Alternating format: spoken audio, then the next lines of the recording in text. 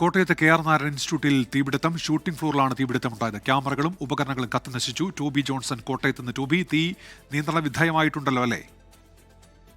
ഉന്മേഷ്, തീ നിയന്ത്രണ വിധേയമായിട്ടുണ്ട്. 2 യൂണിറ്റ്, അതായത് പാലായിൽ നിന്നും പാമ്പാടിയിൽ നിന്നും എത്തിയ ഫയർഫോഴ്സ് യൂണിറ്റുകളാണ് തീ അടച്ചത്.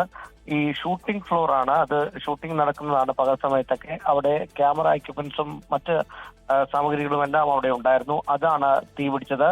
ഷോർട്ട് സർക്യൂട്ടാണ് തീപിടുത്തത്തിന് കാരണമായതെന്നാണ് നമുക്കറിയാൻ സാധിക്കുന്നത്. രാത്രി ആയതുകൊണ്ട് തന്നെ വിദ്യാർത്ഥികളൊന്നും തന്നെ അവിടെ ഇല്ലായിരുന്നു.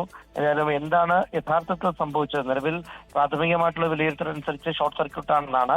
അതല്ലാതെ മറ്റെന്തെങ്കിലും പ്രശ്നമുണ്ടോ എന്ന കാര്യത്തിൽ വിശദമായിട്ടുള്ള അന്വേഷണവും ആരംഭിച്ചിട്ടുണ്ട്. ടോബി ജോൺസണാണ് വിവരങ്ങൾ നൽകിയത് കോട്ടയത്ത് നിന്ന്. ലോകത്തെവിടെയായാലും ഏത് സമയത്തും 24 വാർത്തകളും ഓഗ്മെന്റഡ് റിയാലിറ്റി പാക്കേജുകളും എക്സ്പ്ലെയിനറുകളും വിശദമായി കാണാൻ ഞങ്ങളുടെ യൂട്യൂബ് ചാനൽ നിങ്ങൾക്ക് സബ്സ്ക്രൈബ് ചെയ്യാം.